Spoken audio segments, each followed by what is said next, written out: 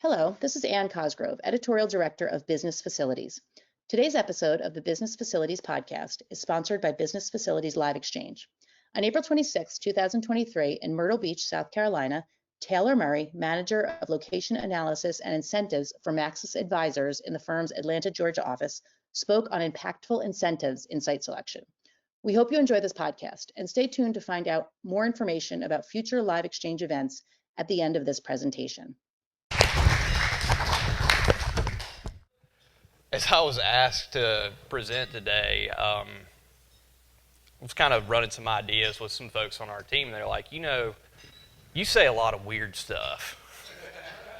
and I think they call them Taylorisms. What it is just kind of Appalachian folk sayings. I was born in the foothills, and I say a lot of stuff, and I don't really know where it comes from. I guess my parents, my grandparents, what have you, but they like them. So being that it's the last lunch and everybody's trying to eat and everybody wants to go to the aquarium, I wanted to spice it up a little bit. So I tried to come up with some sayings to kind of act as my subheadings to kind of guide us along this journey that is this PowerPoint presentation.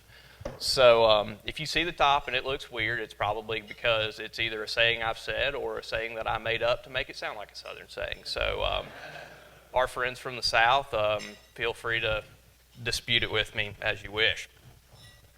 And again, I wanted to talk about impactful incentives today, but obviously you look at me, I'm definitely not the oldest person in the room. There are probably people in here that have been practicing our profession longer than I've been alive. Totally fine with that. But given my background, I thought it would be great to kind of talk about incentives through a policy lens. I want to avoid talking about politics as much as possible, and to the extent that I do talk about it, I will be even-handed in my disdain for both sides.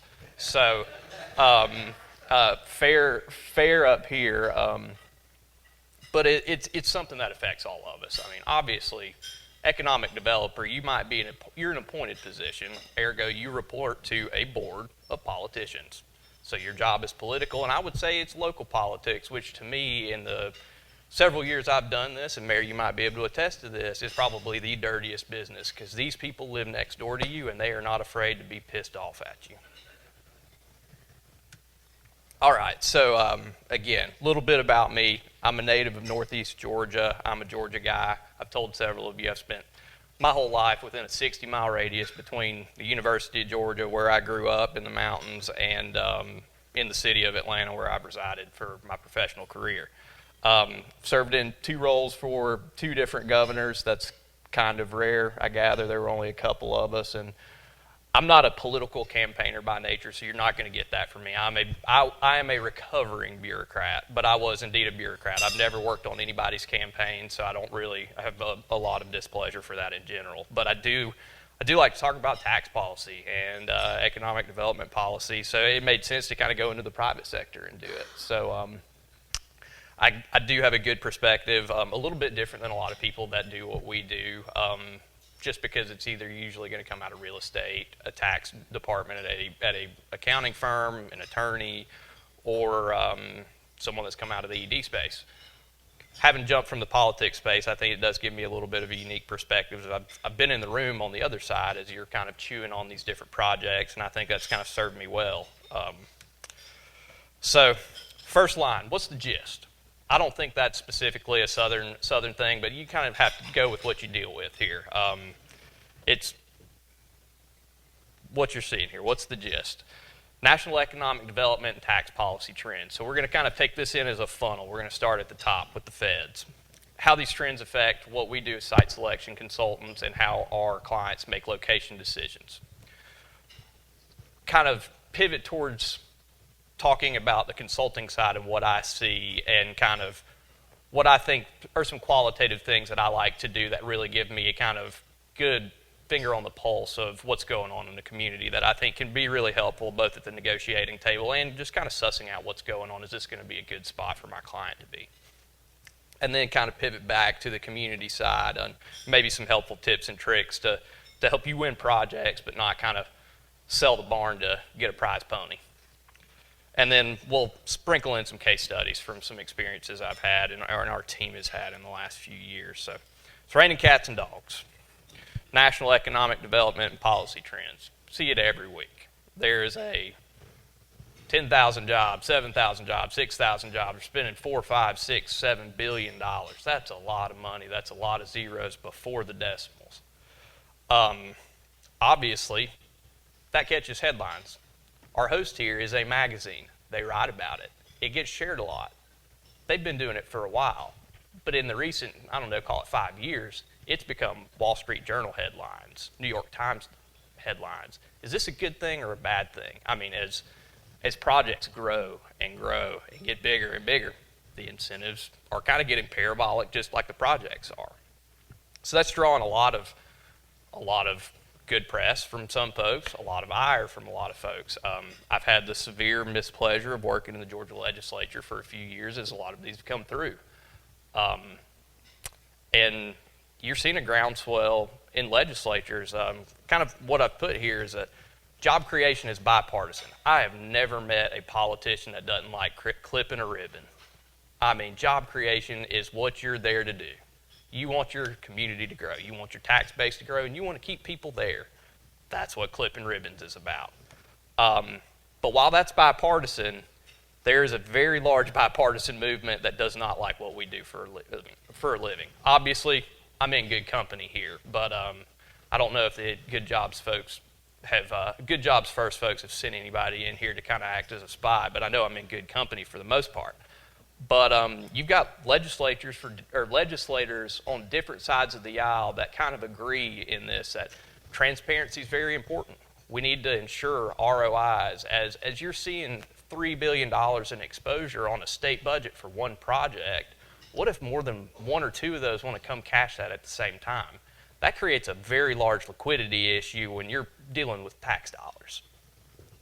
So it's definitely something I think states are really going to have to worry about that do offer cash incentives based off of even performance-based, if they're able to cash in on those and they have multiple projects do it. Because obviously you're not going to budget for the total outstanding incentives amount, because it's going to be, I mean, a 30th of a state budget in a state like Georgia. That's untenable. Nothing gets that much in the state budget other than the teacher's retirement, I guess. So you're having different states approach legislation to take a look at this, and good, positive, depends on who you talk to. Again, I've talked to some of our good folks from Texas today. Chapter 313 tax value limitation, expiration last year. It's been in place since 2001. I had a project that, because of their timeline, that left the table and it cost them about $6 million. That's a big number. So it's certainly going to have an effect on certain projects. But again, that's ISD money. That deals with your local education. That's a big issue kind of across the board in states where you can allow a tax abatement on education dollars. We want to grow a workforce. Why are we going to take money out of these kids' pockets? Or we're going to take money out of the school board's pockets supposed to be used to teach these kids? I get it. Sounds like in the last couple weeks there's been some sizable movement on trying to renew that 313 or have some sort of iteration similar, maybe some tune-ups and so on, but it sounds like there's progress there. Florida, talked to our friends in Florida, have had some very candid conversations. I mean, a lot of what's going on in Florida right now is being left to, on the incentive side, is being left to the local economic developers, and that's either coming up with your own innovative programs to try and incent projects, really preaching low OPEX and quality of life, because, I mean, honestly, in Florida, you do have a low tax burden for the most part, but you're going to lose some projects because that's just the nature of the beast if the state's not going to come to the table. I mean, HB 5 going through the state legislature right now is basically going to gut Enterprise Florida, state's marketing mechanism. I'm getting mixed feedback that might be a little bit of their problem, but you've got to, somebody is upset with them in the state legislature, and it's a pretty, I mean, it's all coming from one party. It's the corporate greed, corporate welfare, but you're getting some bipartisan support for it. So there could be a local endemic issue. That might not be a symptom of what's going on at the state level as a whole. There might be some issues at Enterprise Florida. Who knows? But that is kind of what you as economic developers have to deal with. If the state's not going to be there to help push you over the line, you've got to do something to to kind of shore up your position. Alabama, we had the game plan bill, or 4 bills that they gave the moniker, the game plan. So you've got extending the Jobs Act sunset to, I think, 2028. So that looks like they're kind of on the other side of that. Like, okay, we've seen value here, we want to extend this. Also, propping up a bill to invest in site readiness, site availability. You're seeing several states work on this. A couple of other provisions or bills in that Game Plan Act to really work on transparency, which that's kind of two sides of that same coin, but they really want to, okay, if we're going to extend this, we need to make sure that ROI is there. We need to make sure that people can see, add a little sunlight to this. Obviously, you've got other states, South Carolina basically overhauled part of their property tax as it deals with manufacturers. Very confusing. I know we kind of got a lot of different answers from a lot of different people in a lot of different communities looking at different ways that they were going to approach it. So it's something that everybody's talking about. Federal funds, that's a 100-pound gorilla. I mean, you've got 3 different acts that is going to really infuse an unreal amount of cash dollars, credits, incentives, and I think that's going to float that industry. Obviously, that's where everybody's turning, but different provisions of that kind of are scaring some people. I obviously live in the state of Georgia. I read the Atlanta Journal-Constitution most days. Georgia Chamber fires off a letter to the Georgia Congressional Delegation talking about the Inflation Reduction Act, and obviously Georgia's got a vested interest in this, in that they are saying a lot of your foreign EV producers are not going to be able to take advantage of certain of those credits within the IRA, and Hyundai's just announced 7,000 jobs. That's probably something they were very much looking forward to taking advantage of. They are likely not going to be able to do so as of right now, but it's something that's got the Georgia Chamber fired up, and something I actually saw this morning and thought was interesting and worth sharing. All right, so that's our friends at the Fed. I'm going to try to talk as little about the federal level stuff and some of the state level stuff because it makes everybody sad. Every red cent, the idea that every little red penny you got is worth something. This is kind of going to focus on your operating costs. And I had this conversation with Robin earlier. Incentives are great. Everybody likes to see that big number. But at the end of the day, it's kind of our duty as site selection consultants, like, okay, say you're not going to be paid, you're getting taxes abated in some way, shape, or form on this operating expenditure, or your property tax per se. Well, you're not paying that, or you're paying at a lower assessment rate in this city. Obviously, an incentive on that in the state in which that rate is a lot higher looks a lot better on paper. So we have to say, okay, let's compile what you're going to pay in utilities. If you're a high utility cost user, what are you going to pay in projected income tax, whatever your state's tax on corporations is, property tax. Let's stack those on top of each other, because if you've got a very large package coming from a state, there's a good chance that state's got a pretty high tax liability for you to lessen. You need to kind of evenly compare that to a state where that might be a little bit lower, but can offer a smaller package and kind of level you out and have a very even kind of comparison between the two. Kind of the next step in that, obviously not an operating cost aside from when you actually pay for the permit, but everybody I've talked to, speed, permitting, not having to worry about spending a year and a half getting a building permit. Like, that's so valuable, and it doesn't cost you a lot of money. It might cost you a little bit of political capital with your friends at the planning and zoning department, but communities that are focusing on that is a great kind of tangible product, that getting speed to market, which is so important, and you're not giving up hundreds of millions of dollars in tax revenue, et cetera.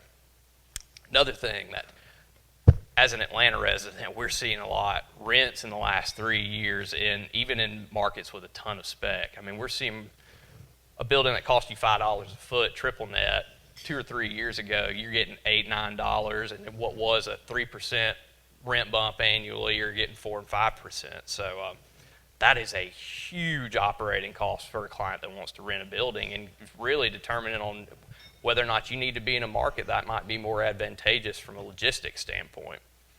So it's an expensive business that we operate in, but what I want to kind of speak to is incentives are there to kind of lower your operating costs. That's not why you're there to maximize that number. You're there to decrease your operating costs by using incentives. Case study on this, and I kind of touched on this. We had a relatively, modest CapEx, 450 job assembly plant. Finalist site came down to two. They were along the same interstate corridor, two different states. One was a little bit more advantaged on the logistics side, but clearing and grading was going to use a lot of dynamite. It was going to be very expensive. The other site was, when I say rough graded, it was a former row crop operation, so it was relatively flat. Labor kind of ceteris paribus situation. Labor situation was fine in both. Incentives package were relatively similar. What it came down to, and we discussed CFOs like I talked about a moment ago, our long-term operating costs from a property tax liability perspective is going to be so much lower because the assessment rate was half. So it's like, okay, we want to be here for a long time. These incentives go away. We want to continue to have a low business operating cost environment. And that's why they chose it, even for a site that may not help them from a logistics standpoint. It wasn't going to be more expensive than the money they were going to save long term. Keep it near to the ground. This is one of my favorite things. You go in, we see a ton of communities, and obviously we get greeted with the smiling face it is the economic developer.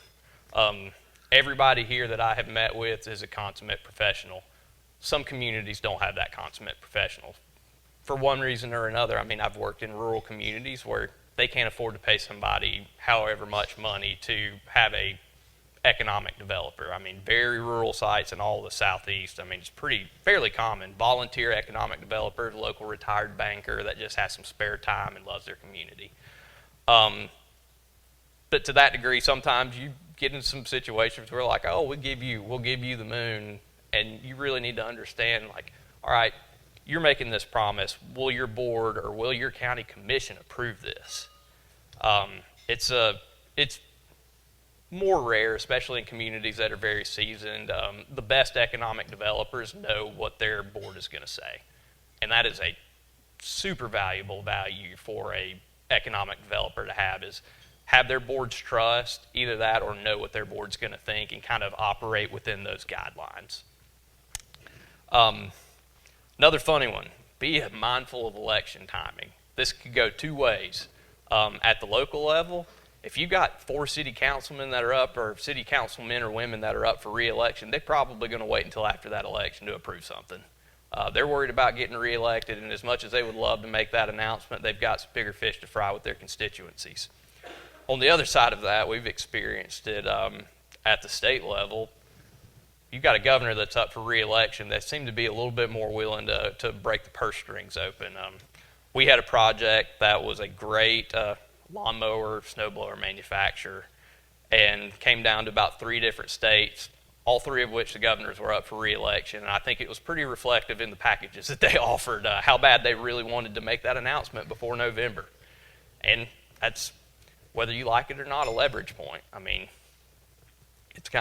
It's a little bit greasy, but it's that's their prerogative if they want to do it. I'm certainly not going to ask for it, but you definitely kind of see a glitter in their eye when you start talking about the opportunity to have them in an announcement. And then another kind of weird thing that I've experienced is make sure your economic developers, if you're dealing with multiple jurisdictions, get along. And if they don't, make sure you manage that process. Sometimes they might have to be 2 parallel streams because, they don't care for each other. That's totally fine. You compete in some regards, but on a specific project that comes to mind, we were looking to work with both of them. We just couldn't keep them in the same room. It turned out all right, but was a delicate process. It's not fun to have someone tell you that their counterpart in the county is a-hole and it be reciprocated on a separate telephone call. It was not. It will remain unnamed. And then one thing I also like to do that I'll kind of touch on in this next slide that kind of dovetails with this is, even as an economic developer or as a site selection consultant, is this project going to be a right fit? And I've kind of listed some anecdotal evidence. I didn't work these projects. If I had, I'd be sipping Mai Tais out on the beach right now, not talking to you. But Amazon HQ2, Long Island, obviously that gained a lot of attention. That was a very large, probably $3 billion package between the city and the state, and had kind of a grassroots AstroTurf movement to run them out of there, and it worked. I mean, Amazon couldn't handle the heat, so they got out of the kitchen. Depending on what elected official you talk to, they say they were being soft and were not willing to work through it, and then some would say it's just these folks didn't want it to happen and it didn't happen. But it's a good example of, and I mentioned this to somebody earlier. I know we come in and we throw an NDA at you, so it puts you in a tough situation because we can only share so much based off of what the client wants us to share, but we want to give you enough information to know that, okay, is my community going to support this tire recycling plant? Probably not. We put it next to an elementary school. Maybe not the best idea. So it's definitely things like that. We really need to get boots on the ground and talk to folks. I've got in here Georgia, Rivian, obviously. Live in Georgia, read the newspaper in Georgia. My wife is in the community that Rivian's in. You've got some really upset local yokels over there. I would say it is a small but very vocal minority, and I think that project will happen, even with pending litigation on some of the bond issuances. But you've got the folks in that immediate community are a little frustrated. It's been a farm for a long time, or it's been an assemblage of farms. But I know for a fact the state of Georgia has advertised that site to a lot of different automakers. So we're kind of the idea, and I tell people, it's like, this is going to be something. This was not going to be a cattle farm if this project doesn't go through. So compare that to Hyundai, which is Savannah area, greater Savannah area, Bryan County, has kind of got a full court press embrace of that project. Obviously, there are going to be growing pains, but they are embracing it. They have been able to kind of quell any fears that have come up. So it's kind of opposite ends of the state, but two very different situations. Next thing I want to touch on, something we're probably hearing a little bit more of, is geopolitical realm of which we're in is changing and becoming more interesting, a little spicy. Governor of Virginia backs out of one of the Ford battery deals. I think kind of preemptively. I think a lot of the press made it sound like they were at the finish line and pulled out of that. I don't know that that was necessarily the case, but I think they might have pulled out of the RFP process because of concerns CCP influence on the battery side. Major battery manufacturer, one of the few in the world that would have supplied this plant. They didn't like it. So the governor says we're pulling out of the deal. Tennessee saying no incentives for Chinese-owned projects. Some other states are saying it a little bit more implicitly, but I think Tennessee's pretty explicit about it. Merits of that, I'll let you discuss that amongst yourselves or with your family members. I'm not a international affairs aficionado by any stretch, but obviously both sides want to make arguments on this.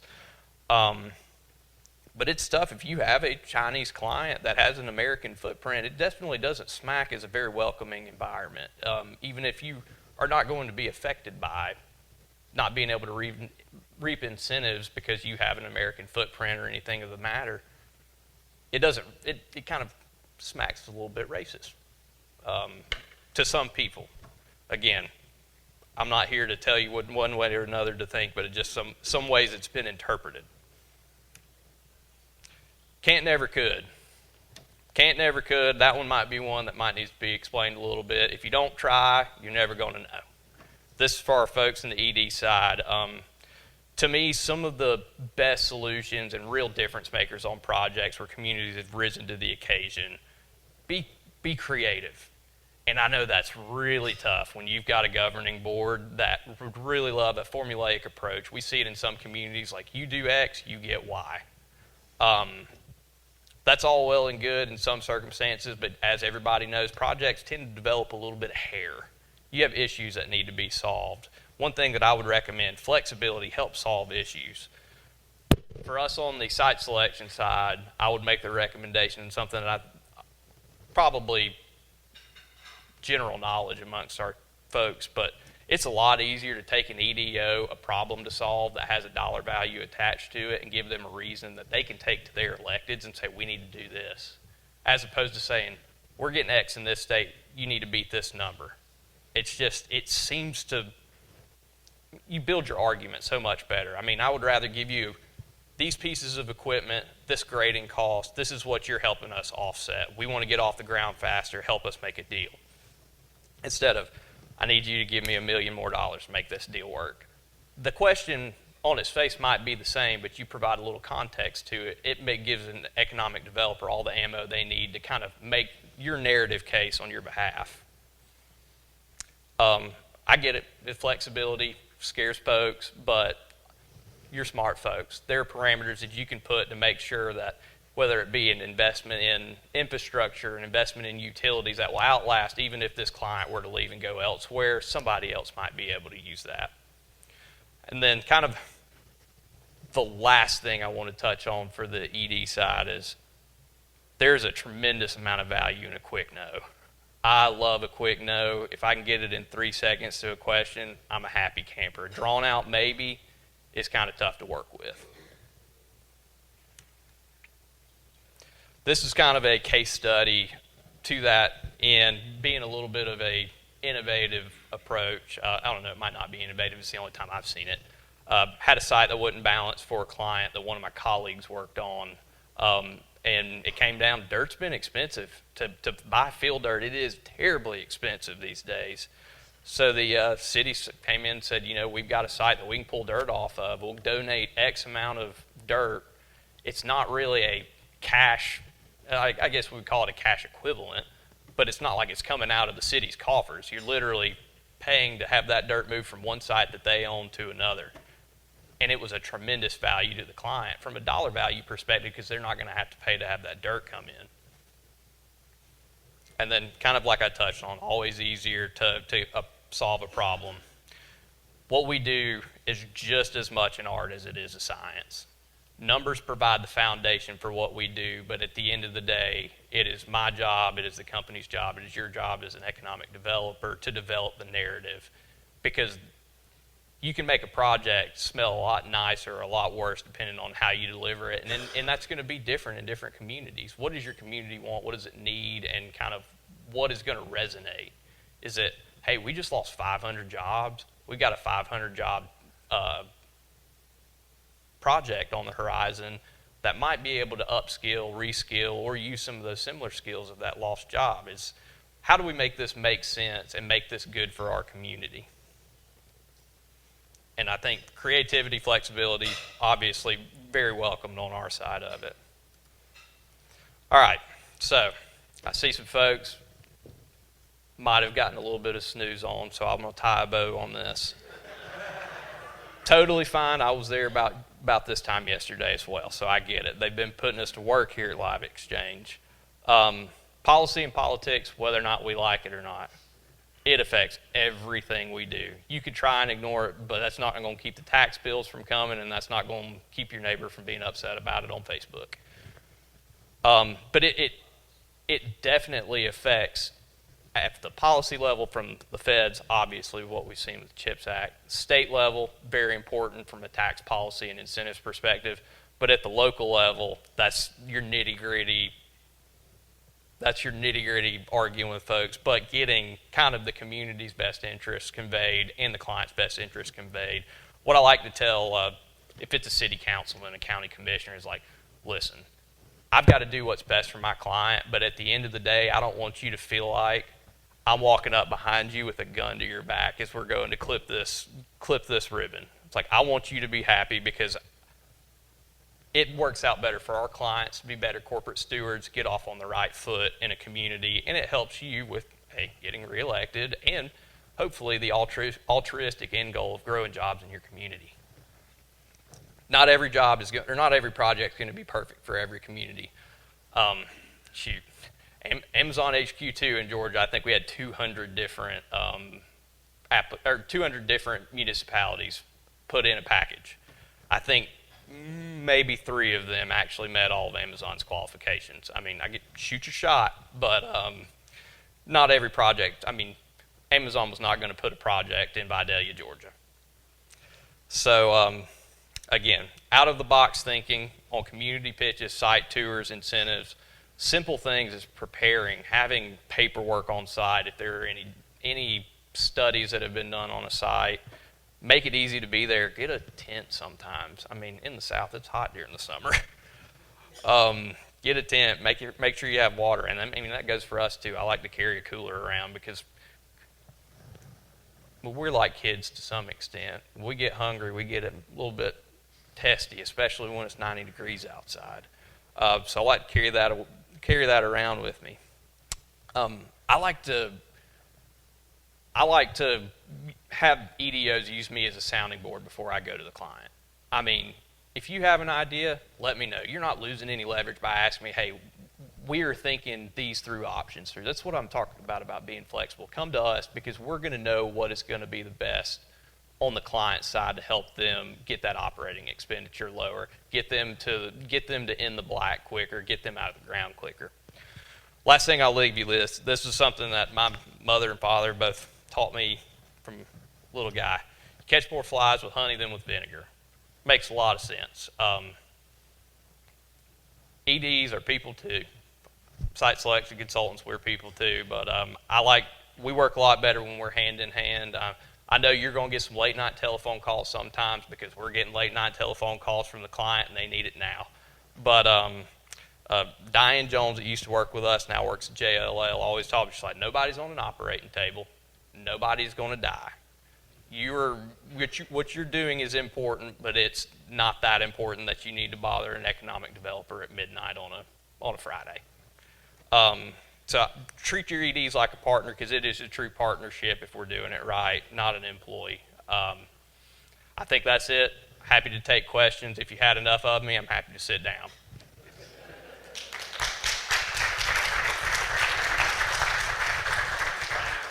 Robin. Yes, ma'am.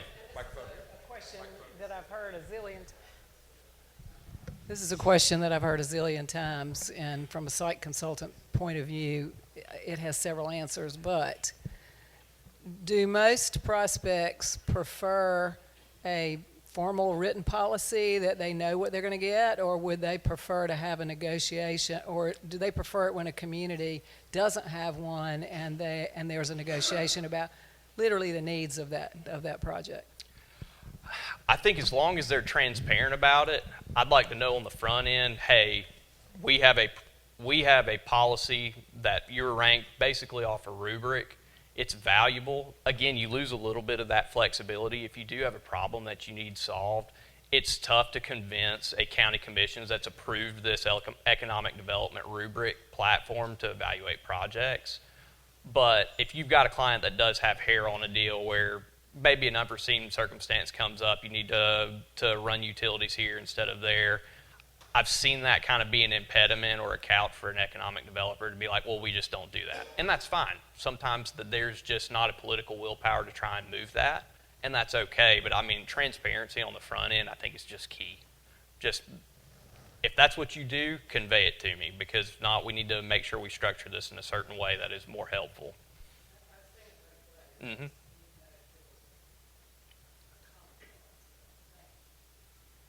You see it more so with property tax abatement heavy states, where if you meet certain requirements or your head count is such, we can put you in this abatement level percentage discount. It makes a lot of sense, and it's easy to get stuff through a county commission that way because they know what they're expecting.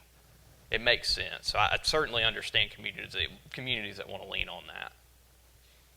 Anybody else? All right, great. Thank y'all.